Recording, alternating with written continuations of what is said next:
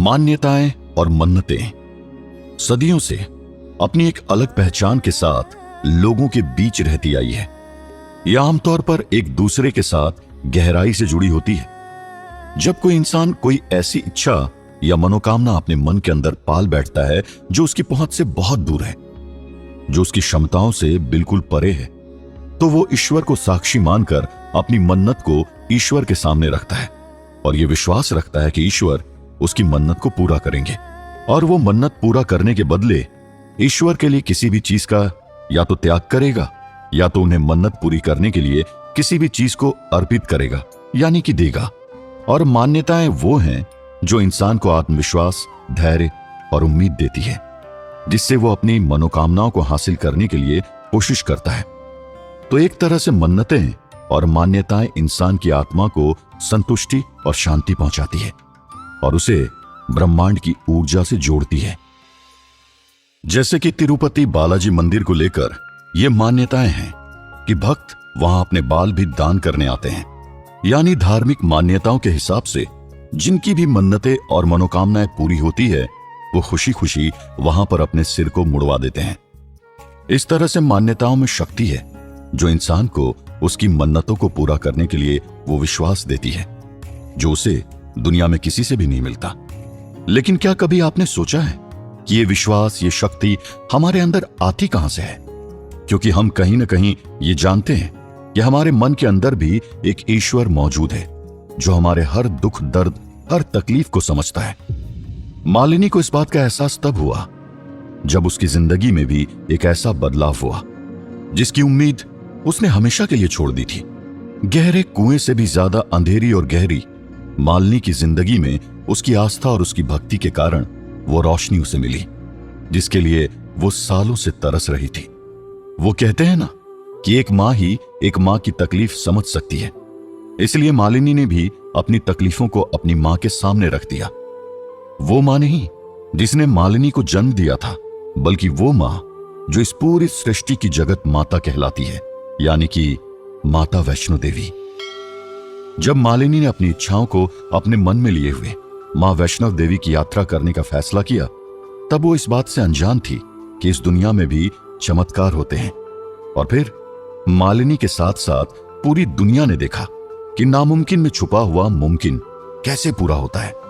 आस्था कैसे सच में बदलती है, कैसे बिना मांगे ही मां वैष्णव देवी खाली झोलियों को भर देती है। मालिनी बहुत शांति से बिना किसी से कुछ बोले हुए घर में होने वाली पूजा अनुष्ठान की तैयारी करवा रही थी। पिछले 7 साल में मालिनी शायद ही कभी ठीक तरह से पूरे दिल से खुश रही हो। उसका मन हर दिन बुझते दिए जैसा धीमा और बुझती हुई रोशनी की तरह होता चला जा रहा था। दरअसल मालिनी पिछले 5 सालों से कुछ ताने लगातार सुन रही थी कि वो अपने ससुराल वालों के लिए एक बुरा भाग्य लेकर आई है, क्योंकि उसकी शादी के कुछ ही सालों के बाद उसके पति की नौकरी छूट गई, उसकी ननद की शादी टूट गई और सबसे बड़ी बात, शादी के 7 साल के बाद भी मालिनी को बच्चे नहीं थे। मालिनी शायद इन तानों को नजरअंदाज भी कर देती, लेकिन फिर हालात तब ज्यादा बिगड़ने लगे जब आसपास की दकियानूसी बातें करने वाली औरतें अपने बच्चों को मालिनी के आसपास भी नहीं आने देती थी। मालिनी अब ज्यादा किसी से बोलना या बात करना पसंद नहीं करती थी।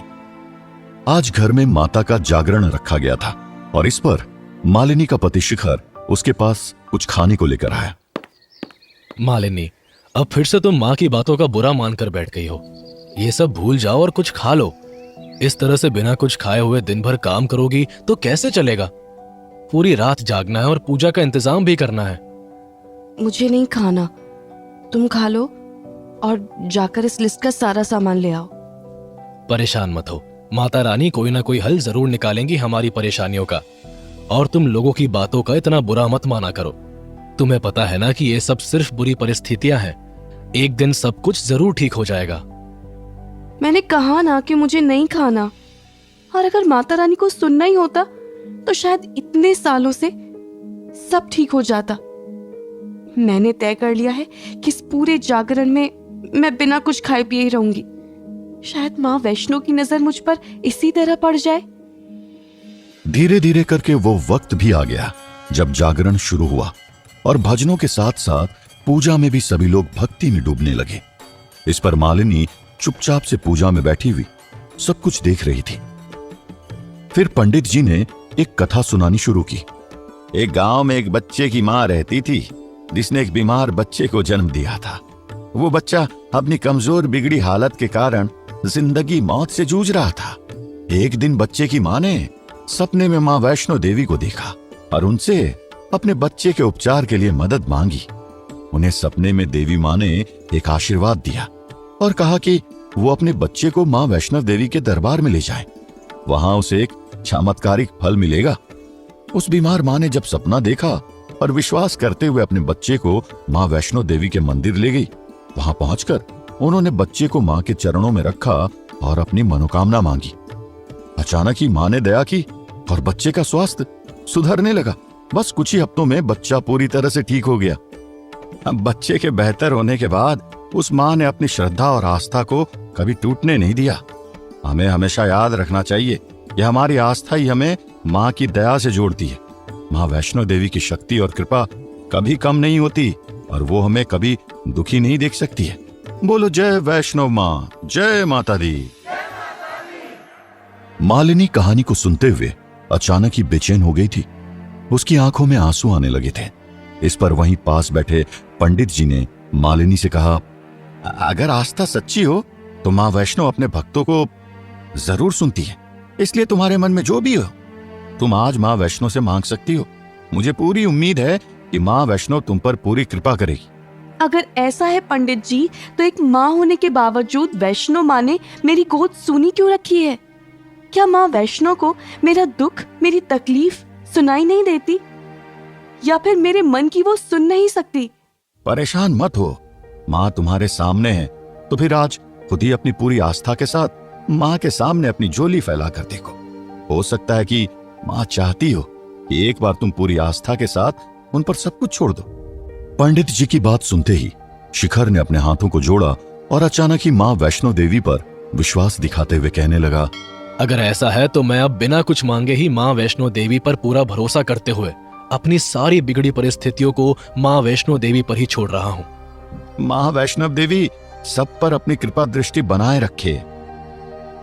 लेकिन मैं माँ वैष्णो देवी से यही मांगना चाहती हूँ कि अगर माँ मेरे दर्द को देख सकती है, मेरी पीड़ा को महसूस कर सकती है, तो उन्हें मेरी इस परेशानी का हल निकालना होगा। जहां एक और मालिनी का साथ देते हुए उसका पति शिखर इसकी प्रार्थना कर रहा था, वहीं पर मालिनी की बातों से वहां बैठी कुछ औरतों के बीच बातें शुरू हो गई थी। अब इस कलयुग में भी बंजर जमीनों पर बगीचे सजने लगे तो फिर कलयुग किस बात का? अरे तुमने सुना नहीं, मालिनी वहाँ बैठकर क्या कह रही है? भगवान जाने कि उसका दिमाग फिर गया है या फिर कथा कहानियों को ही सहारा बनाकर अपना मन बहला रही है। जहां एक तरफ लोग मालिनी पर सवाल उठा रहे थे, वहीं मालिनी ने फैसला कर लिया था कि उसे क्या करना है। कहते हैं कि एक इंसान की आंखों पर उसकी सोच हावी होती है, यानी कि इंसान जो देखना चाहता है उसे वही दिखाई देता है। और अब मालिनी को भी एक ऐसी उम्मीद दिखाई देने लगी थी जहां उसकी सारी तकलीफ दूर हो सकती थी। लेकिन मालिनी इस बात से अनजान थी कि अगर इंसान को अच्छे परिणाम हासिल करने होते हैं तो उसे परीक्षा भी देनी होती है। जम्मू कश्मीर में जो मां वैष्णव देवी मंदिर है, विश्व के एक प्रमुख तीर्थ स्थलों में से एक है। हर साल लाखों श्रद्धालु मंदिर में दर्शन के लिए जाते हैं, खासकर नवरात्रि के दौरान। नवरात्रि के 9 दिनों में लाखों श्रद्धालु यात्रा के लिए मां वैष्णो देवी के मंदिर को जाते हैं। वहां अपनी मन्नतें पूरी करते हैं और नवरात्रि में मां की सेवा करते हैं, भजन भंडारे और लोगों की सेवा करते हैं। सबके अपने अपने तरीके होते हैं मां के लिए अपनी आस्था और भक्ति दिखाने के। इस यात्रा को वैष्णो देवी यात्रा के रूप में जाना जाता है और ये हिंदू धर्म के एक प्रमुख त्योहार के रूप में माना जाता है, जहां भक्तों की आस्था और भक्ति को देखते हुए अलग अलग धार्मिक और सांस्कृतिक अनुष्ठान भी आयोजित किए जाते हैं। पूजा समाप्त होने के बाद मालिनी ने प्रसाद लिया और फिर पंडित जी की बताई हुई बातों के बारे में सोचने लगी। अगले दिन उसने शांति से पूरा दिन अपना काम किया, लेकिन उसके दिमाग में एक ही बात बार बार घूमे जा रही थी। मेरी शादी होते ही मेरे पति की नौकरी चली गई। वो आज तक पैसे कमाने के लिए न जाने कितने ही छोटे मोटे काम करके सब कुछ संभाल रहे। मेरी सास मुझे बिल्कुल पसंद नहीं करती और मेरे ससुर जी की तबीयत भी हमेशा खराब रहती है। मेरे परिवार पर मानो दुखों का पहाड़ ही टूट गया है। लेकिन क्या इतने सालों में वैष्णव माता ने मेरी एक भी पुकार को नहीं सुना? क्या उन्हें मेरी भक्ति और मेरी आस्था पर आज तक शक था? मालिनी अपने आप में ही उलझी हुई थी और इस बीच भी लगातार सास उसे ताने दिए ही जा रही थी, क्योंकि कई औरतों ने मालिनी की बात के बारे में उसकी सास को बताया था। उसकी सास शर्मिंदा थी कि मालिनी आखिर इतने लोगों के बीच इस तरह की बातें कैसे कर सकती थी। लेकिन आज मालिनी उन तानों पर ध्यान नहीं दे रही थी, बल्कि पंडित जी की बताई हुई उस कहानी के बारे में सोच रही थी जो जागरण के दौरान पंडित जी ने सभी को सुनाई थी। उन्होंने कहा था कि मां वैष्णव देवी के चमत्कार ऐसे होते हैं जिन्हें सोच पाना भी मुश्किल है। वो अपने हर भक्त के सिर पर अपनी छाया बनाकर रखती है। ऐसी एक सच्ची कहानी है जो अनजाने में एक भक्त के साथ हुई थी। एक बार एक आदमी अपने घर से मां वैष्णो देवी के दर्शन के लिए निकला। उसकी मां की तबीयत हद से ज्यादा खराब थी। वो बहुत परेशान था, लेकिन उसका फैसला भी बहुत मजबूत था कि वो माता के दर्शन करने जरूर जाएगा। वो चलते हुए रास्ता भटक गया और एक घने जंगल की ओर मुड़ गया। रास्ता इतना ज्यादा डरावना था कि अब उस आदमी को घबराहट होने लगी थी। लेकिन वहीं थोड़ी दूरी पर उसे एक बूढ़ी महिला मिली जो उसे आगे का रास्ता बताते हुए उससे कहने लगी कि उसकी प्रार्थना जल्दी ही पूरी हो जाएगी। उस आदमी ने उस महिला पर ध्यान नहीं दिया और आगे बढ़ गया। वो बस जल्दी से जल्दी दर्शन करना चाहता था। जब वो मंदिर पहुंचा और उसने दर्शन किए तो उसने ध्यान दिया कि माता ने चरणों में वही पायल पहनी हुई थी जो उस बूढ़ी औरत ने पहने हुए थे। किसी से पूछने पर उसे पता चला कि जिस जंगल में वो गलती से चला गया था वहां कभी भी कोई भी नहीं जाता और वहां पर किसी का भी होना नामुमकिन था। उस आदमी को समझ में नहीं आया कि अचानक उसके साथ क्या हो गया था। उसे ऐसा लग रहा था कि ये उसके मन का कोई भ्रम है जो उसे यह एहसास दिला रहा था कि मां वैष्णो देवी ने खुद सामने से आकर उसकी मदद की थी। वह हैरान था और उसने ये बात किसी से भी नहीं कही कि वैष्णो मां ने उसकी मदद की। उसे लग रहा था कि अगर ये बात कोई जानेगा तो सभी उसके ऊपर हंसेंगे और उसे पागल कहने लगेंगे। उसके घर पर पहुंचने पर उसने देखा कि उसकी प्रार्थना का फल उसके आगे इंतजार कर रहा है। उसने देखा कि उसकी बीमार मां पूरी तरह से ठीक हो चुकी थी। अपनी मां को सही सलामत देखते हुए वो फूट फूट कर रोने लगा और फिर उसने सभी से बताया कि उसके साथ क्या हुआ था। इस पर किसी ने उस आदमी से कहा कि उसकी सच्ची श्रद्धा और उसके विश्वास को मां वैष्णो देवी ने टूटने नहीं दिया और इसीलिए उन्होंने उस आदमी पर इतनी कृपा दृष्टि दिखाई। मां वैष्णो देवी के लिए श्रद्धा और विश्वास रखने वाले भक्तों को मां की कृपा हमेशा मिलती है। मालिनी रात में शांति से लेटी हुई इन सारी बातों के बारे में सोच रही थी कि अचानक उसके मन से आवाज आई और वो उठकर बैठ गई। मालिनी ने अपने पति को जगाते हुए उससे कहा, सुनिए, मैंने सोच लिया है कि मैं भी मां वैष्णो देवी के दर्शन के लिए जाऊंगी। मेरा मन कल रात से ही बेचैन है और बार बार मेरे मन में एक ही बात आए जा रही है कि मुझे भी मां वैष्णो देवी के मंदिर उनके दर्शन के लिए जाना है। मुझे नहीं लगता कि हम इस महीने या अगले महीने तक हम जा पाएंगे, क्योंकि मैंने कुछ इंटरव्यू दिए थे। हो सकता है कि इस महीने मुझे इससे रिलेटेड कोई जानकारी मिले, और वैसे भी वहां जाने के लिए तो काफी पैसे लग जाएंगे। और सच पूछो तो इस समय ना तो हमारे पास पैसे हैं और ना ही पापा की तबीयत सही है। जागरण में भी तो काफी खर्च हो गया है ना। एक बार देख लो ना, अगर हम वहां जा सके, कहीं से पैसे का जुगाड़ अगर हो पाए, ज्यादा खर्चा नहीं लगेगा। और अगर कुछ नहीं हो पाएगा तो मैं अपनी शादी के कंगन बेच दूंगी, कुछ तो पैसे आ ही जाएंगे। हो सकता है दर्शन के बाद हमारे घर की बुरी परिस्थितियां बदल जाए। ठीक है, मैं कल माँ से बात करता हूँ और फिर सभी लोग एक साथ जाएंगे। घर पर सभी से बात करने के बाद किसी तरीके से मालिनी ने मां वैष्णो देवी जाने के लिए सभी की रजामंदी ले ली और अब उसे इंतजार था कि वो कब मां वैष्णो देवी की यात्रा शुरू कर सके। परिवार के सभी लोग मालिनी के साथ रेलवे स्टेशन पर थे और अब ट्रेन आने को ही थी कि तभी शिखर को किसी का फोन आया और शिखर उस फोन को उठाते ही हैरान हो गया। क्या सच में? ओह, थैंक यू सो मच। जी मैं अगले हफ्ते टाइम से जरूर आ जाऊंगा। मैं आपको मेल पर रिप्लाई कर देता हूँ। Thank you so much, thank you so much. सभी लोग शिखर को हैरानी से देख रहे थे कि वो अगले हफ्ते कहां जाने की बात कर रहा था। इस पर शिखर ने अपनी मां से खुशी खुशी बताते हुए कहा, माँ, मैंने जो इंटरव्यू दिया था, मुझे वहां से फाइनल कॉल आ गया है। उन्होंने मुझे अगले हफ्ते ऑफिस बुलाया है। मेरी जॉब लग गई है माँ, और सैलरी भी अच्छी है। अरे कैसे नहीं लगेगी नौकरी? तूने इतनी मेहनत जो की थी इसके लिए, तेरी मेहनत ही तो रंग लाई है, वरना तो पिछले कितने सालों से मनहूसियत ही तो घर पर छाई हुई है। जहां सभी लोग शिखर की जॉब लगने से खुश थे, वहीं पर मालिनी के मन में अब एक उम्मीद सी जगने लगी थी। उसे ऐसा लगने लगा था कि कहीं न कहीं मां वैष्णो देवी उसे कोई संकेत दे रही हो, जैसे मां वैष्णो देवी मालिनी को ही बताना चाह रही हो कि तुम फिक्र मत करना, मैं तुम्हारे साथ हूं। मालिनी के मन से एक बोझ सा उतरने लगा था, क्योंकि अभी तक उसके पति के साथ जो भी हुआ उसका जिम्मेदार सभी लोग मालिनी को ही मानते थे। मालिनी ने मां वैष्णो देवी के हाथ जोड़ते हुए उन्हें सबसे पहले धन्यवाद कहा। थोड़ी ही देर में ट्रेन आई और सभी लोगों ने अपनी यात्रा शुरू की। मालिनी ने देखा कि ट्रेन कंपार्टमेंट में और भी कई लोग थे जो मां वैष्णो देवी के दर्शन को जा रहे थे, और वो सभी आपस में बातें कर रहे थे। मुझे पता है कि पौराणिक कथा के हिसाब से वैष्णो माता का जन्म दक्षिणी भारत में रत्नाकर के घर हुआ था। माता के जन्म से पहले उनके माता पिता निसंतान थे, मतलब उनके कोई औलाद नहीं थी। बचपन में माता का नाम त्रिकुटा था और उसके बाद में उनका जन्म भगवान विष्णु के वंश में हुआ, जिसके कारण उनका नाम वैष्णवी कहलाया। ऐसा माना जाता है कि माता वैष्णो देवी ने त्रेता युग में माता पार्वती, सरस्वती और लक्ष्मी के रूप में हम इंसानों के कल्याण के लिए एक सुंदर राजकुमारी का अवतार लिया था। उन्होंने त्रिकुटा पर्वत पर तपस्या की थी।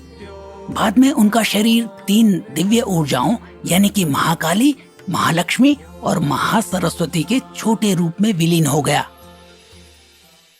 मालिनी वहां के सभी लोगों की बातें सुन रही थी कि तभी वहां बैठी हुई एक औरत ने भी एक कहानी सुनाते हुए कहा, मेरी माँ ने मुझे मेरे बचपन में माँ वैष्णो देवी की कहानी सुनाते हुए बताया था कि माँ वैष्णो देवी मंदिर की कहानी और महिमा के बारे में माना जाता है कि करीब 700 साल पहले मंदिर का निर्माण पंडित श्रीधर ने किया था। श्रीधर एक पुजारी थे। श्रीधर और उनकी पत्नी माता रानी के परम भक्त थे।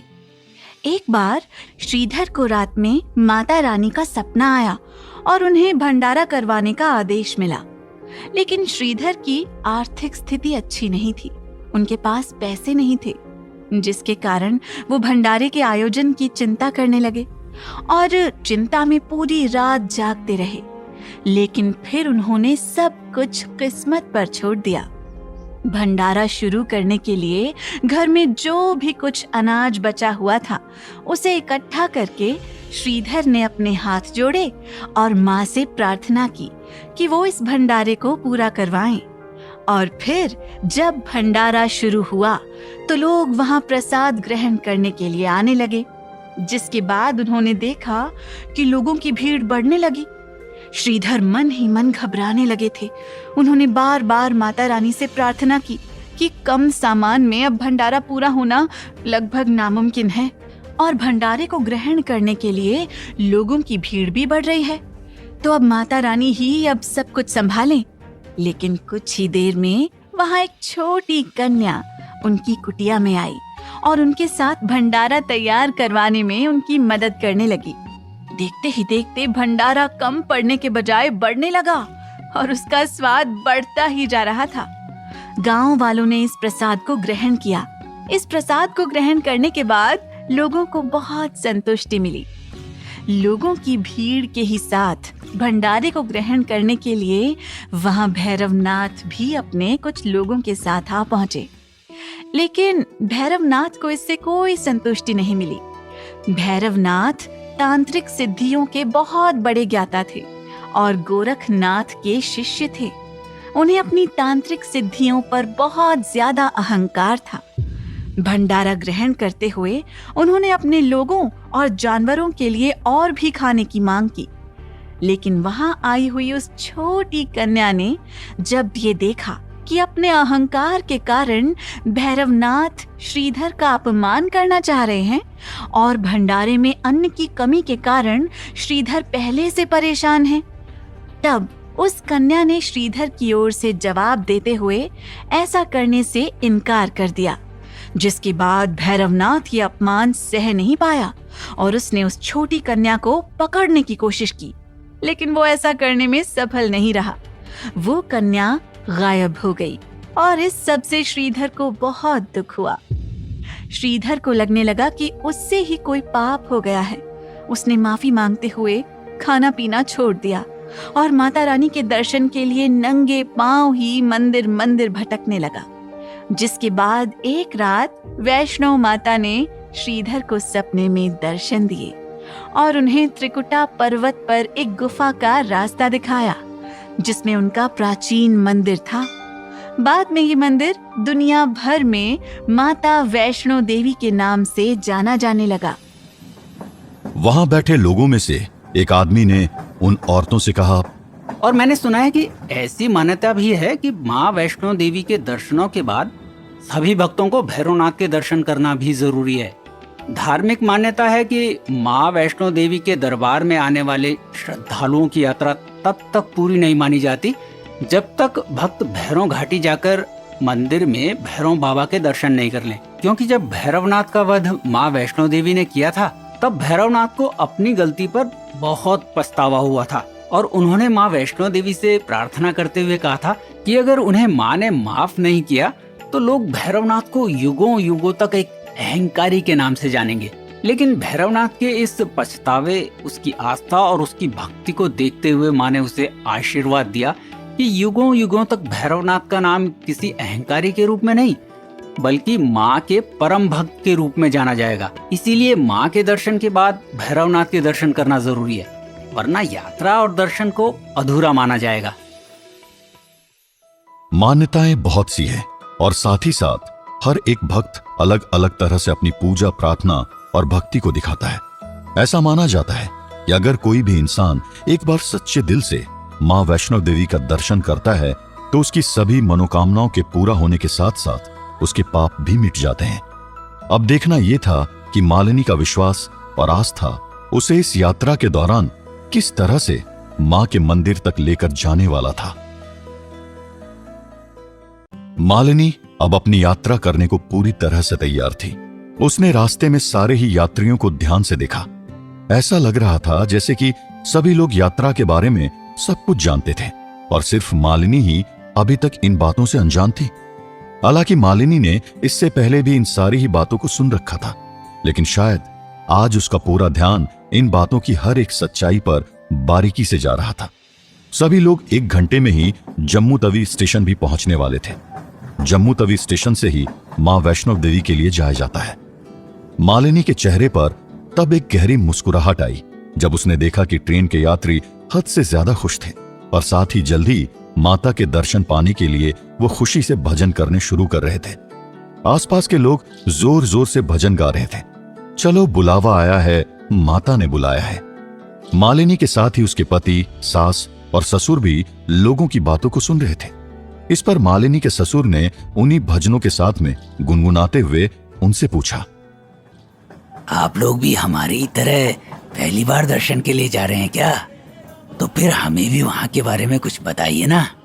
अरे नहीं नहीं, हम तो हर साल माता के दर्शन के लिए आते हैं। माँ का बुलावा आना ही उनकी कृपा को दिखाता है। शायद आप लोग पहली बार जा रहे हैं, तो फिर हमें भी वहाँ के बारे में कुछ बताइए ना। अगर आप पहली बार वैष्णो देवी की यात्रा पर जा रहे हैं तो आपके लिए मेरे पास तमाम जानकारियाँ हैं, जिससे कि आपको यात्रा में कोई परेशानी नहीं होगी। चलो बुलावा आया है, माता ने बुलाया है। इस भजन को सदियों से वो लोग दोहराते आ रहे हैं जो देश की मुश्किल आध्यात्मिक यात्राओं में से एक माता वैष्णो देवी की यात्रा पर जाते हैं। दुनिया भर के हिंदू धर्म को मानने वाले श्रद्धालुओं के मन में माता वैष्णो देवी के लिए एक अलग ही आस्था है। क्या आपको ये बात पता है कि माता वैष्णो देवी मंदिर तक की यात्रा को देश की सबसे पवित्र और कठिन तीर्थ यात्राओं में से एक माना जाता है? और इसकी वजह ये है कि माता का दरबार जम्मू कश्मीर में स्थित त्रिकूट पर्वत पर एक गुफा में है, जहाँ तक पहुँचने के लिए लगभग 13 किलोमीटर की मुश्किल चढ़ाई करनी पड़ती है। 13 किलोमीटर की चढ़ाई? क्या वहाँ सिर्फ पैदल ही चढ़ाई की व्यवस्था है? मेरे पति तो काफी सालों से बीमार हैं। दर्शन के लिए इतनी लंबी चढ़ाई कैसे कर पाएंगे? अरे ऐसा पहले था। सालों पहले सिर्फ पैदल की व्यवस्था थी, लोगों को पैदल ही चढ़ाई करनी पड़ती थी। लेकिन अब ऐसा नहीं है। अब तो बहुत सारी सुविधाएं मुहैया कराई जाने लगी हैं। अब जैसे कि माता वैष्णो देवी तीर्थ स्थान समुद्र तल से 5300 फीट की ऊंचाई पर है और बेस कैंप कटरा से माता का दरबार, जिसे हम भक्त लोग भवन भी कहते हैं, वहां तक पहुंचने के लिए करीब 13 किलोमीटर की चढ़ाई करनी पड़ती है। माता वैष्णो देवी के मंदिर तक पहुंचने के लिए पैदल चढ़ाई करना जरूरी नहीं है। आप चाहें घोड़ा, खच्चर, पिट्ठू या फिर पालकी की सवारी भी कर सकते हैं, जो बड़ी आसानी से कटरा से भवन तक मिल जाते हैं। इसके अलावा कटरा से सांझी छत के बीच रेगुलर हेलीकॉप्टर सर्विस भी मौजूद है। सांझी छत से आपको सिर्फ 2.5 किलोमीटर की पैदल यात्रा करनी होगी। आपको यकीन नहीं होगा, लेकिन मुश्किलों से भरी इस यात्रा के बावजूद हर साल करीब 1 करोड़ श्रद्धालु माता वैष्णो देवी के दर्शन करने के लिए पहुंचते हैं।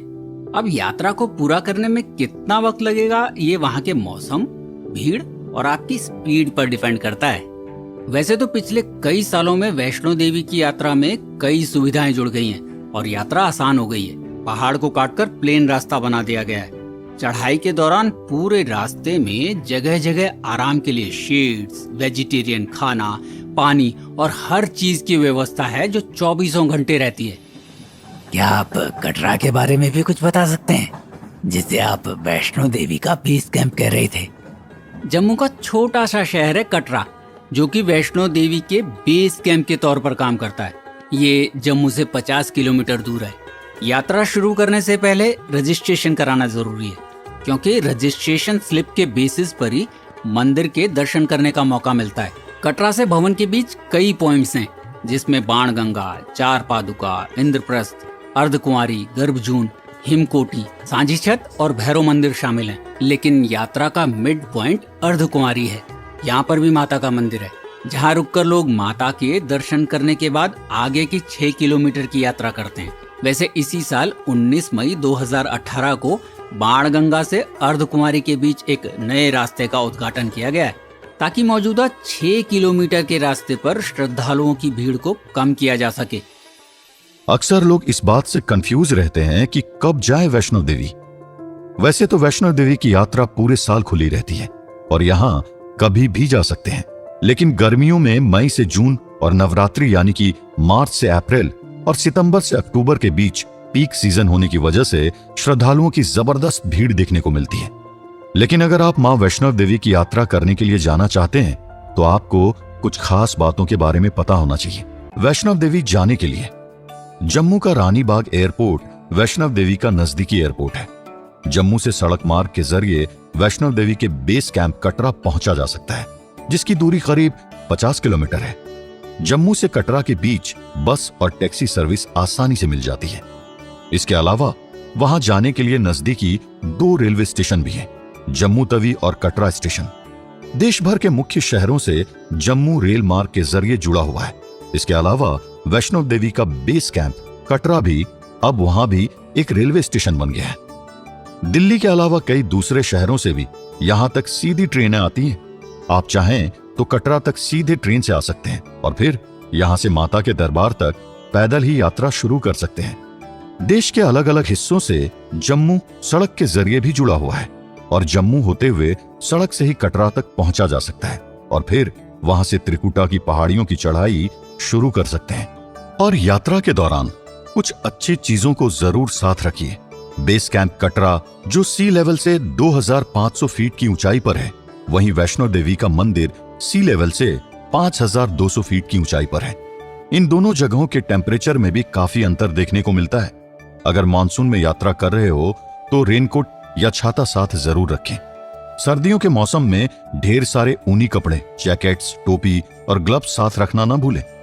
हालांकि यात्रा के दौरान रास्ते में ब्लैंकेट भी मिलते हैं, और इसके साथ ही एक और बात ध्यान रखने वाली है कि चढ़ाई के दौरान कंफर्टेबल शूज पहने। इसके अलावा गर्मी के मौसम में भी हल्के गर्म कपड़े साथ रख सकते हैं, क्योंकि हो सकता है ऊपर भवन तक पहुंचने पर अगर मौसम बदल जाए तो आपको ठंड लग सकती है। इसके अलावा मां वैष्णो देवी की गुफा का भी बहुत बड़ी मान्यता है। यह गुफा कुल 140 फीट लंबी है। भक्तों का कहना है कि नवरात्रि के दिनों के आसपास जब भारी बारिश होती है तब अक्सर गुफा में पानी भी भर जाता है। इस गुफा में माता पिंडी रूप में विराजमान है, यानी कि उस प्रतिमा या फिर धातु में विराजमान है जिसमें माता का अंश है। मां वैष्णो देवी की गुफा एक बड़ा धार्मिक स्थल है जो भारतीय धार्मिक परंपरा में भी अहम है। यह गुफा भी मंदिर की तरह त्रिकूट पर्वत के शिखर के पास है, जो जम्मू और कश्मीर राज्य के कटरा जिले में मौजूद है। गुफा को प्राचीन समय से ही एक पवित्र स्थल के रूप में माना जाता है और इसे मां वैष्णो देवी की पूजा और आराधना के लिए डेडिकेट किया जाता है।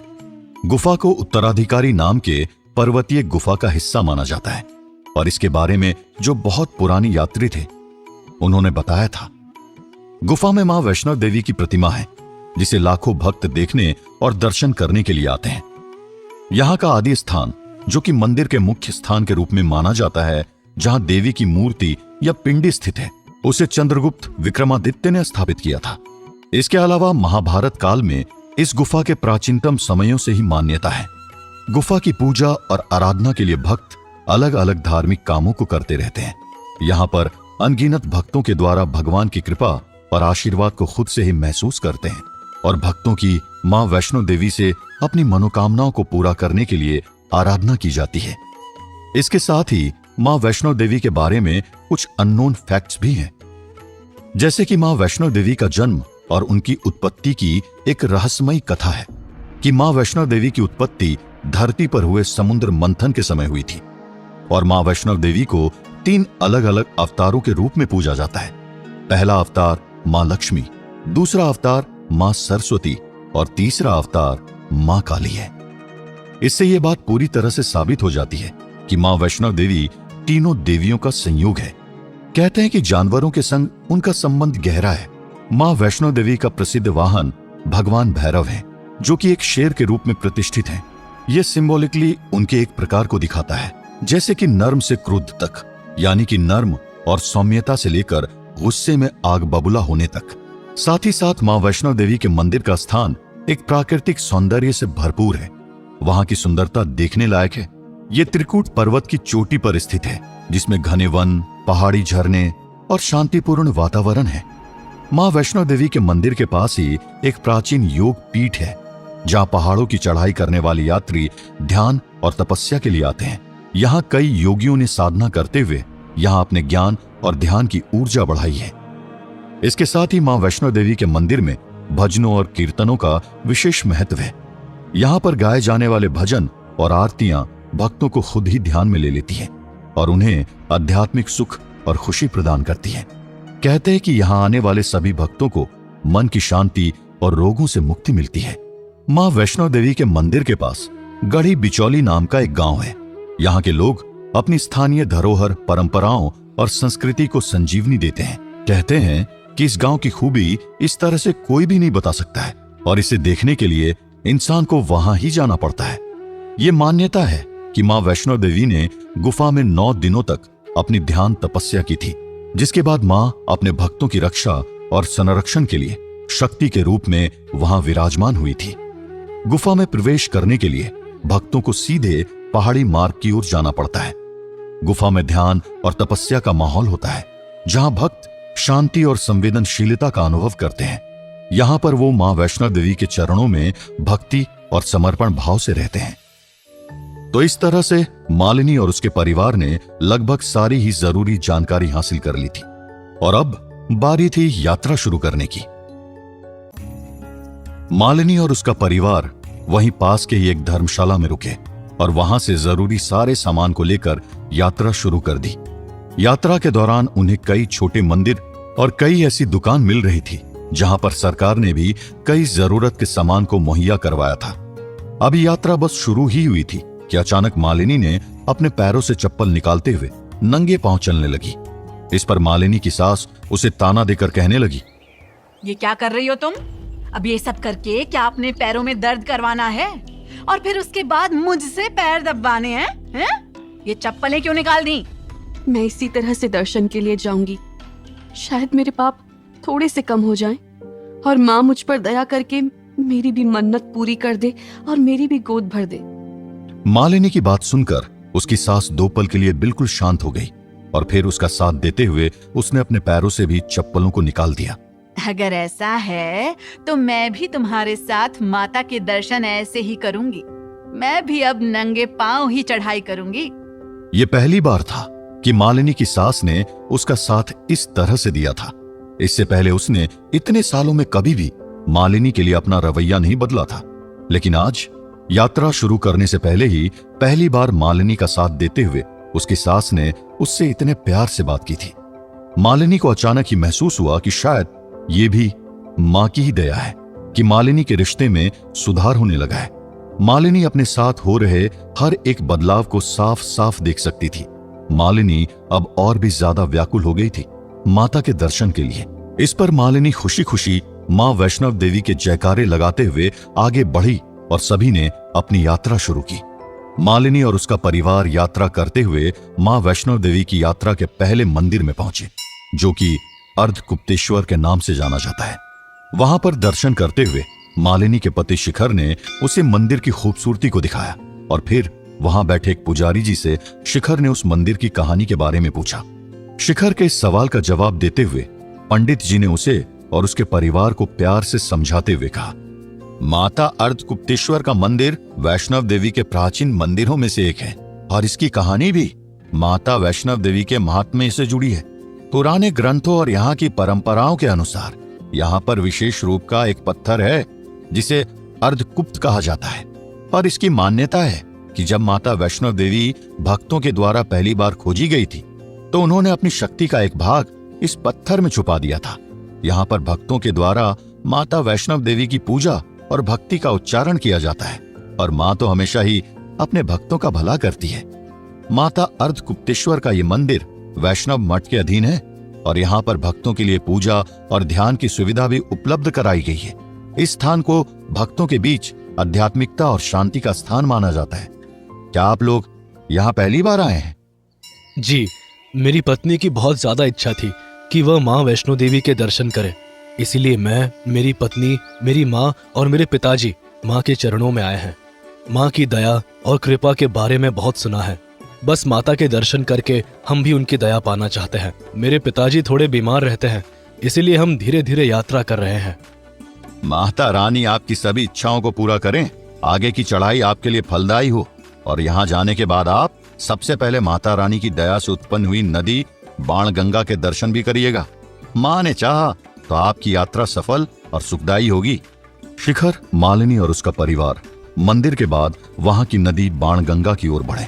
उन्होंने पाया कि वहां का माहौल बेहद शांति और प्रकृति की खूबसूरती से सराबोर था। उस नदी का पानी चांदी की तरह चमक रहा था और उसकी ठंडक से मानो उनकी सारी थकान मिट गई थी। नंगे पांव चलते हुए मालिनी की सास और मालिनी के पांव दुखने लगे थे। इस पर मालिनी ने जैसे ही अपनी सास के पांव को उस नदी के पानी में धीरे से रखा, मालिनी की सास को आराम मिलने लगा। मालिनी ने नदी के जल को अपने माथे से लगाते हुए उस नदी को प्रणाम किया और फिर वो पूजा कर रही एक पुजारी से कहने लगी, पुजारी जी, ये नदी तो बहुत ही पावन नदी है। ऐसा लग रहा है जैसे कि हम सभी के पांव का सारा दर्द चला गया हो। क्या इस नदी की भी कोई खासियत है? वैष्णव देवी में बाणगंगा नदी की कहानी भक्तों के लिए किसी चमत्कार से कम नहीं है।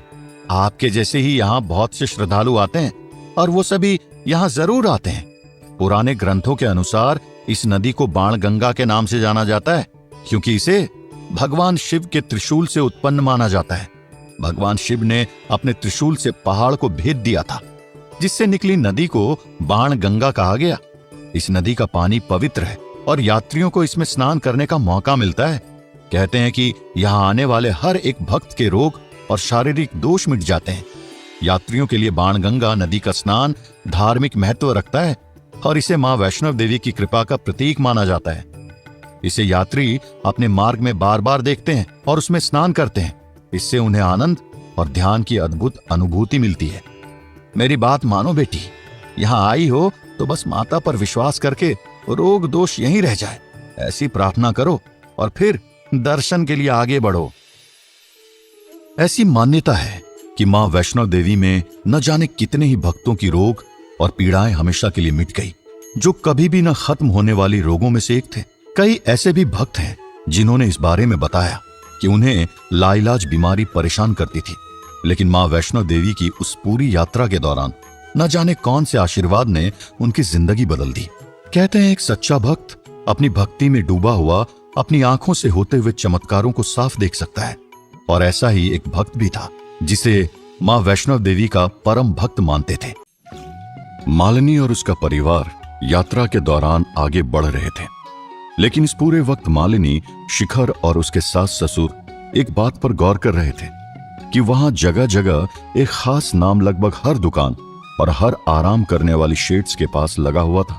जहां जहां भी भंडारे चल रहे थे वहां भी वही नाम लिखा हुआ था। देखने में ऐसा महसूस हो रहा था जैसे ये कोई जानी मानी हस्ती हो। इस पर मालिनी ने अचानक ही शिखर से कहा, अरे इन्हें तो मैं जानती हूँ, बचपन में इनके भजन सुनकर ही दिन की शुरुआत हुआ करती थी, लेकिन इनकी फोटोज और इनके नाम को हर जगह क्यों लगाया गया है? चढ़ाई करते हुए एक टोला यानी कि लोगों का ग्रुप मालिनी के साथ साथ चल रहा था। इस पर से उसे टोले की एक औरत ने मालिनी की इस बात का जवाब देते हुए उससे कहा, अरे तुमको नहीं पता कि ये ऐसे क्यों हैं? वैसे तुमने इन्हें सही पहचाना कि ये मशहूर गायक गुलशन कुमार जी हैं, लेकिन शायद तुम्हें ये नहीं पता कि उनकी तस्वीरें यहाँ पर लगभग हर जगह क्यों लगी हैं। यही बात है ना? हाँ, मुझे इसके बारे में नहीं पता। दरअसल ये सेवाएं इन्होंने ही शुरू करवाई थी। दिल्ली में जूस की दुकान चलाने वाले गुलशन कुमार जी के बारे में कौन जानता था कि एक दिन वो ऐसे शख्स बनकर उभरेंगे जिसके पीछे अंडरवर्ल्ड पड़ जाएगा। भगवान के भजन गाकर उन्होंने इतना नाम कमाया कि लोग उन्हें कैसेट किंग के नाम से जानने लगे। गुलशन कुमार मां वैष्णो देवी के भक्त थे। वैष्णो देवी में उनकी गहरी आस्था थी। उन्होंने वैष्णो देवी में श्रद्धालुओं की सुविधा के लिए ही काफी सारे काम करवाए थे, लेकिन उनके ये सभी नेक काम अंडरवर्ल्ड की आंखों में खटकने लगे। और फिर आया वो दिन जिसकी किसी ने कल्पना ही नहीं की थी। जीतेश्वर महादेव मंदिर के बाहर उन पर 16 गोलियां चलाई गई थी। गुलशन कुमार के ड्राइवर अपने मालिक को बचाने के लिए हत्यारों पर कलश फेंकते रहे, लेकिन हत्यारे नहीं रुके। उन्होंने ड्राइवर के पैर पर भी गोली चलाई, जिससे वो भी जख्मी हो गया। देखते ही देखते उनकी जान चली गई। कहते हैं कि किसी डॉन ने गुलशन जी से 10 करोड़ रुपए की फिरौती मांगी थी।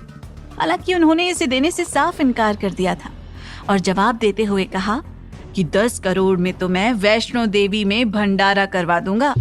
सच में वो माँ वैष्णो देवी के परम भक्त थे। अरे मैंने तो ये भी सुना था कि गुलशन जी ने माँ वैष्णो देवी का भवन दर्शन करने के लिए यात्रा की थी। वो विश्वास करते थे कि माँ की कृपा उनके जीवन को सुखद और सफल बना सकती है। वो सच्चे मन से माता के चरणों में अपनी मनोकामना रखते रहे। फिर एक दिन गुलशन कुमार ने अपनी भक्ति और विश्वास के साथ माँ के मंदिर में प्रवेश किया। वहां पहुंचकर उसने माँ से आशीर्वाद मांगा कि वो उसके जीवन को दिशा दें, मुश्किलों से उसे गुजरने में मदद करें और उसे सफलता की ओर ले जाएं। उनकी प्रार्थना को सुनकर माँ वैष्णो देवी ने अपना आशीर्वाद दिया। कहते हैं कि गुलशन कुमार का जीवन माँ वैष्णो देवी के आशीर्वाद का एक जीता जागता उदाहरण है। उनकी सारी परेशानियां हल हो गईं और उन्होंने अपने लक्ष्यों को हासिल किया। वैष्णव देवी में गुलशन कुमार से जुड़ी कई चीजों को आप भी देख सकते हैं, जैसे कि वैष्णो देवी मंदिर में गुलशन कुमार भंडारे के जरिए यात्रियों को अलग अलग सुविधाएं प्रदान करते हैं। ये भंडारे यात्रियों के लिए जरूरी सामान, खान पान और भी कई जरूरी सेवाएं प्रदान करते हैं ताकि उनकी यात्रा अच्छी और सुरक्षित हो। गुलशन कुमार भंडारा अलग अलग तरह के भोजन की सुविधा प्रोवाइड करते हैं, जिसमें खासकर प्रसाद, चाय, खाने का सामान और कुछ और भी आहार शामिल होता है। गुलशन कुमार भंडारा में यात्रियों के लिए रुकने की सुविधा भी होती है। यहाँ पर अलग अलग ऑप्शन अवेलेबल होते हैं, जैसे कि रिलीजियस शेल्टर, हॉस्टल और अदर पब्लिक प्लेसेस। भंडारा में श्रद्धालुओं के लिए पानी की सुविधा, साफ सफाई, वॉशरूम जैसी फैसिलिटीज भी होती है। गुलशन कुमार भंडारा में मेडिकल सर्विसेज भी अवेलेबल होती है, जिसमें मेडिकल इक्विपमेंट्स, मेडिकल कंसल्टेशन और मेडिकल असिस्टेंस शामिल होती है। भंडारा में रीराउटिंग की सुविधा अवेलेबल होती है, जिसमें यात्रियों को अपने सामान को वापस करने और सुरक्षित रूप से अपने घर को लौटने की मदद मिलती है। गुलशन कुमार भंडारा यात्रियों को उनकी यात्रा को आसान बनाने और उनकी सेल्फ सेटिस्फेक्शन की डायरेक्शन में हेल्प करने का सपोर्ट करता है। इसे रिलीजियस और सोशल ड्यूटीज के तौर पर माना जाता है और यात्रियों के सेल्फ डिस्चार्ज में हेल्प होता है। वैष्णव देवी यात्रा के दौरान कुल 22 गुलशन कुमार सेवा स्थल है, जहां भक्तों को आराम और खाने की सुविधा मुहैया की जाती है। ये स्थान यात्रा के दौरान भक्तों को ठहरने की सुविधा भी देते हैं और उन्हें खाना पीना और भी बहुत सारी जरूरी सेवाएं भी उपलब्ध कराते हैं। इन सेवा स्थलों में भंडारे की व्यवस्था भी की जाती है ताकि भक्त भोजन का आनंद उठा सके। लेकिन ये सब कुछ तो सिर्फ यात्रा का एक पहलू है, जबकि इसके अलावा अभी भी बहुत कुछ ऐसा है जो कि हमारी सोच से परे है। माँ वैष्णव देवी का रूप बहुत ही उज्जवल और आशीर्वाद बरसाने वाला है। माँ एक दिव्य स्वरूप है जो हमेशा मानवता की रक्षा करती है और अपने भक्तों की सभी इच्छाओं को पूरा करने में मदद करती है। वो सुंदर चेहरे, शांत आंखें और दिव्य आकर्षकता के साथ प्रतीत होती है। माँ की मूर्ति में भव्यता, प्रेम और शक्ति साफ झलकती है। माँ वैष्णव देवी की 3 पिंडियां हैं। इन्हें त्रिपिंडियां कहा जाता है। ये 3 पिंडियां माँ वैष्णव देवी के पावन स्थानों को प्रतिनिधित्व करती है। पहली पिंडी माता महाकाली, दूसरी पिंडी माता महालक्ष्मी और तीसरी पिंडी माता महासरस्वती, जिन्हें अर्धा, पूर्णा और आध्यात्मिक के रूप में डिस्क्राइब किया जाता है। अर्धा के लिए मान्यता है कि ये पिंडियां माता की बाएं तरफ स्थित है। ये पिंडियां स्थूल रूप में माता के सहायक के रूप में मानी जाती है। इनका प्रतीक भैरव बाबा होते हैं। पूर्णा की मान्यता है कि ये पिंडियां माता के दाएं बाहु में स्थित होती है। ये पिंडियां माता की पूर्णता को बताती है और उनकी सार्वभौमत्व शक्तियों को प्रकट करती है। आध्यात्मिक सुनिश्चित की मान्यता है कि ये पिंडियां माता के सिर पर स्थित होती है। इन्हें आत्मविश्वास, ध्यान और शांति के प्रतीक के रूप में देखा जाता है। ये पिंडियां उस ऊंचाई को दिखाती है जिस पर माता की शक्ति और सामर्थ्य आधारित है। भक्तों को मां वैष्णो देवी के मंदिर जाने के दौरान कई मंदिरों का दर्शन करने का अवसर मिलता है। ये मंदिरों का सफर कई किलोमीटर तक का होता है। इस सफर में कुछ प्रमुख मंदिर शामिल है, जैसे कि बांदूर पूछ मंदिर वैष्णो देवी के मंदिर से लगभग 3 किलोमीटर की दूरी पर है। बांदर पूछ मंदिर वैष्णो देवी मंदिर के एक अहम हिस्से को समर्पित है और माता वैष्णो देवी की कृपा और आशीर्वाद का प्रतीक माना जाता है। बांदर पूंछ का नाम बांदर शब्द से आता है, जिसका मतलब है बंदर। पुराने समय में यहाँ कई बंदर रहते थे और इसके कारण इस जगह को बांदर पूंछ कहा जाता है। बांदर पूंछ मंदिर का निर्माण पहाड़ों के बीच एक गुफा के अंदर किया गया है। ये मंदिर मां वैष्णो देवी की मुख्य गुफा से लगभग 2.5 किलोमीटर दूर है और मान्यता है कि यहाँ भगवान विष्णु के वाम भाग यानी कि बाएं हिस्से में मौजूद है। एक प्राचीन कथा के हिसाब से यहाँ किसी भगवान की प्राचीन मूर्ति थी, जिसे माता वैष्णो देवी ने खुद ही प्रतिष्ठित किया था। इसके बाद से यहाँ भक्तों की भीड़ लगातार आती है और मां की कृपा को प्राप्त करती है। बांदर पूछ मंदिर भक्तों के बीच बहुत प्रसिद्ध है और यहाँ का पानी भी पावन माना जाता है। यहाँ की प्राचीनतम पहाड़ी रेलवे भी मशहूर है, जिसका निर्माण ब्रिटिश शासक विलियम पार्कर ने करवाया था। इसे प्यारी माता रेलवे भी कहा जाता है और ये मंदिर के प्रवेश द्वार से लेकर मंदिर तक जाती है। अर्धकुटा भी इसके साथ है। ये मंदिर बांदर पूछ के पास है और इससे लगभग 3.5 किलोमीटर की दूरी पर है। अर्धकुटा मंदिर वैष्णो देवी के मंदिर यात्रा का अहम हिस्सा है। यहाँ पर माता वैष्णो देवी का वाम भाग मौजूद है। एक प्राचीन कथा के अनुसार एक समय देवी वैष्णो ने भगवान विष्णु के वाम भाग में यानी कि बाएं तरफ समाकर भक्तों को आशीर्वाद देने का निर्देश दिया था। इसे सत्यनारायण कहा गया और ऐसे यहाँ पर अर्धकुटा मंदिर की स्थापना की गई। अर्धकुटा मंदिर का निर्माण गुफा के अंदर किया गया है और यहाँ पर मां वैष्णो देवी की मूर्ति स्थापित है।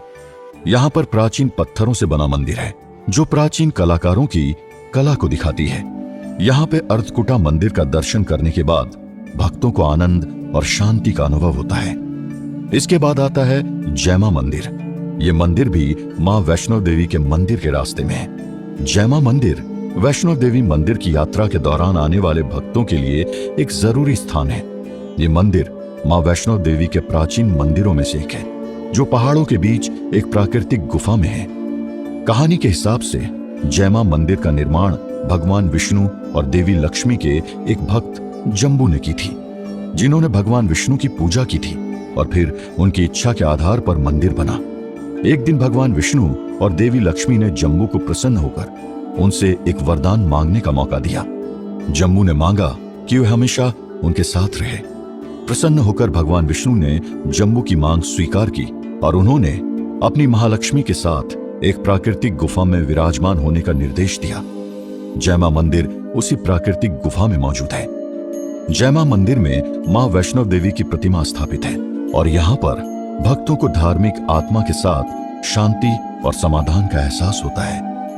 भैरव बाबा मंदिर की महिमा भी अलग है। ये मंदिर भी दर्शनीय स्थलों के रूप में माना जाता है और वैष्णो देवी के मंदिर के पास ही स्थित है, जो मां वैष्णो देवी की पूजा में अहम भूमिका निभाता है। कहानी के अनुसार भैरव बाबा एक अद्भुत संत थे, जो मां वैष्णो देवी के भक्त और सेवक थे। वे मंदिर के पास ही गुफा में रहते थे और मां वैष्णो देवी के भक्तों की सेवा करते थे। उनके चमत्कारी शक्तियों का प्रमाण बहुत सारे लोगों ने देखा था। भैरव बाबा के मंदिर में से ही अनेक चमत्कारी घटनाएं होती रहती है, जो भक्तों को आशा, शांति और समृद्धि की प्राप्ति में मददगार होती है। उन्हें मां वैष्णो देवी के लिए निष्ठा और भक्ति का प्रतीक माना जाता है। इसके अलावा अन्य छोटे बड़े मंदिर भी इस सफर में शामिल हैं। मां वैष्णो देवी की यात्रा के दौरान अनगिनत चमत्कारिक कहानियां हैं, जो प्रत्येक भक्त की भक्ति को और गहरा बनाती है। एक ऐसी चमत्कारिक घटना हुई थी जब एक यात्री को मां वैष्णो देवी के दर्शन में एक अद्भुत अनुभव हुआ। एक रात एक पुराने यात्री और भक्त अपने सपने में मां वैष्णो देवी को देखा। मां ने उन्हें आत्मा की शांति और प्रसन्नता के साथ अपने दरबार के लिए कहा। उस यात्री को इस सपने का महत्व समझ में आया और उसने तुरंत मां वैष्णो देवी की यात्रा शुरू की। यात्रा के दौरान उसने अपने साथ मां के भोग के लिए कुछ खाना भी रख लिया था, जिसे वो मां के लिए समर्पित करना चाहता था। लेकिन जब उसने गुफा में पहुंचकर थाली रखनी चाही, तो देखा कि थाली खाली हो गई थी। वो यात्री हैरान और परेशान हो गया था। उसने प्रार्थना करते हुए थाली को गुफा के एक कोने में रख दिया और मां के सामने अपनी आंखें बंद करके बैठ गया। लेकिन अचानक जब उसने फिर से थाली को देखा, तो उसमें भोग भरा हुआ था। यह घटना से उस यात्री को अद्भुत और आश्चर्यजनक महसूस होने लगा। यह घटना से उस यात्री के जीवन में एक चमत्कार हुआ कि उसके बाद से वो कभी भी दुनिया के मोह माया में नहीं फंसा और फिर उसके घर के सारे दुख हमेशा के लिए मिट गए।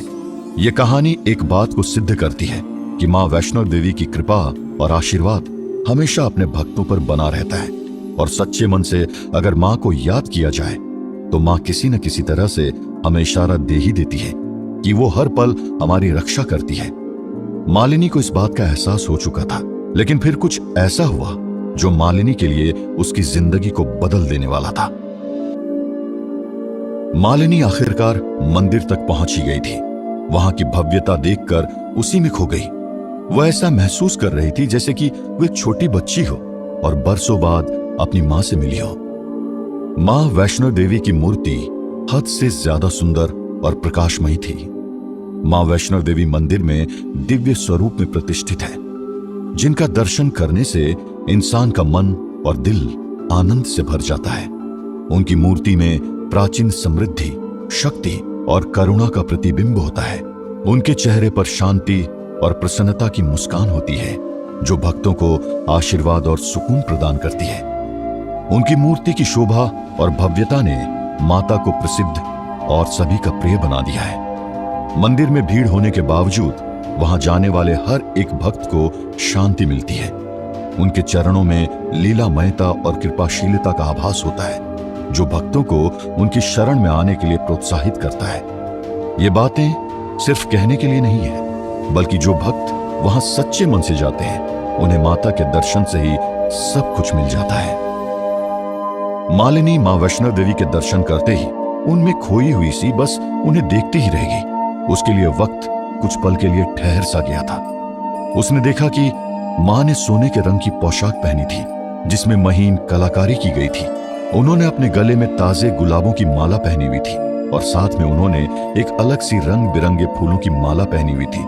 मां के सिर पर एक चुनरी थी जो लाल रंग की थी और उस पे भी महीन कारीगरी करके फूल बूटे की कढ़ाई की गई थी जिसमें उनकी दिव्यता और महिमा और भी ज्यादा खिल रही थी।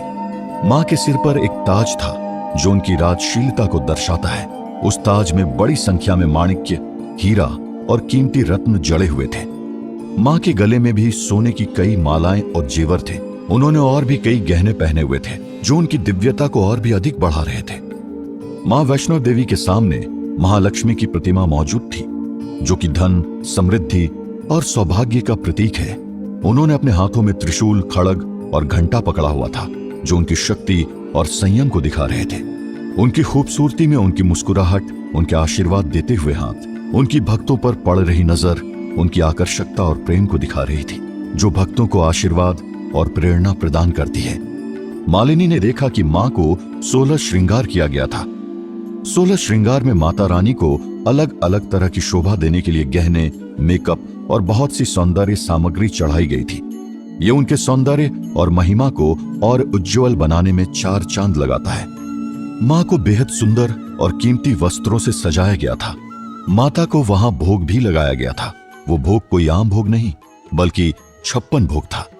चावल, दाल, पनीर, सब्जियां, रोटी, पूरी, चने, कटोरी, लड्डू, पूरी, हलवा, पापड़ी, खीर, आलू की सब्जी, दही, कंडी, बूंदी, मिठाई, साग, पकौड़े, पेय, आम पनीर, मक्के की रोटी, सेमियां, बासी, चावल की खीर, मूंग दाल, खिचड़ी, गुलाब जामुन, चावल का खीरा, पकौड़े, मिल्क शेक, नारियल चटनी, आलू कचौरी, जलेबी, मिल्क केक, फल का अचार, सेवियां, नान, केला, आलू बोंडा, टमाटर, पायस, सांबर, वेजिटेबल पुलाव, भाजी, पनीर पकौड़े, मठरी, फ्राइड राइस, दाल बाटी, रसगुल्ला, कटोरा, आलू पराठा, गोभी की सब्जी, भिंडी, गाजर का हलवा शामिल था। उन्हें आरती के साथ धूप, दीप और फूल चढ़ाए गए थे जो उनकी पूजा और आदर का प्रतीक होते हैं। इसके साथ ही मंदिर की खूबसूरती में भी एक अलग ही रौनक थी। मंदिर की आर्किटेक्चरल डिजाइन बहुत ही खूबसूरत और भव्य थी। इसमें विभिन्न प्राचीन और सांस्कृतिक शैलियों का मिश्रण देखने को मिल रहा था जो दर्शकों को मंत्रमुग्ध कर रहा था। मंदिर में मां वैष्णो देवी की मूर्तियां बहुत ही सुंदर और आकर्षक थी। उनकी मूर्तियों की बनावट और सजावट उनकी प्राचीनता और दिव्यता को प्रकट करती है। मंदिर की सजावट में अलग अलग रंग बिरंगी पत्तियों, फूलों और मोतियों का इस्तेमाल किया गया था जो उसे अलौकिक बना रहा था। मंदिर में आरती और भजन की सजावट भी बहुत ही अलग तरह से की गई थी जिसमें मिट्टी के सैकड़ों दीपक थे, चादरें थी और फूल थे और चमकदार पट्टियां थी जिसमें जय माता दी लिखा हुआ था। मंदिर में प्राचीन स्थापत्य कला के अलग अलग आभूषणों का इस्तेमाल किया गया था जो उसकी विशिष्टता को बढ़ा रहा था। मंदिर की सफाई और सुव्यवस्था का विशेष ध्यान रखा जा रहा था ताकि भक्तों को शांति और सकारात्मकता महसूस हो। मालिनी और उसके परिवार ने सबसे पहले वैष्णो देवी मंदिर में गुफा के दर्शन किए, फिर माता के दर्शन किए और फिर भैरव बाबा के दर्शन करके वापस आने की तैयारी शुरू कर दी। मालिनी अपने साथ में सभी को देने के लिए माता का प्रसाद और माता की एक तस्वीरें लाई थी। मालिनी लगभग आसपास के हर एक घर में खुशी से जाकर प्रसाद बांट रही थी और माता के दरबार की खूबसूरती का बखान खुशी खुशी कर रही थी। इतने सालों में मालिनी को इस तरह से चहकता लगभग किसी ने नहीं देखा था। कुछ दिनों बाद मालिनी के घर में एक बार फिर से पूजा रखी गई जिसमें मालिनी मां वैष्णो देवी के बारे में लोगों को बताते हुए उन्हीं के भजनों को गा रही थी। लेकिन थोड़ी ही देर में मालिनी की तबीयत अचानक ही बिगड़ गई और वो बेहोश होकर जमीन पर गिर पड़ी। मालिनी की जब आंख खुली तो उसने पाया कि मालिनी वहीं पास ही पड़े एक बिस्तर पर लेटी हुई थी और घर पर आए हुए सभी लोग उसे बेहद खुशी से देख रहे थे। मालिनी की सास मालिनी का हाथ थामे हुए उसके सिर को प्यार से सहला रही थी और उसकी आंखों में आंसू थे। मालिनी को कुछ भी समझ नहीं आ रहा था। इस पर उसने अपने पति की ओर देखा मालिनी का पति अपने हाथों में मां वैष्णो देवी का प्रसाद लिए खड़ा था।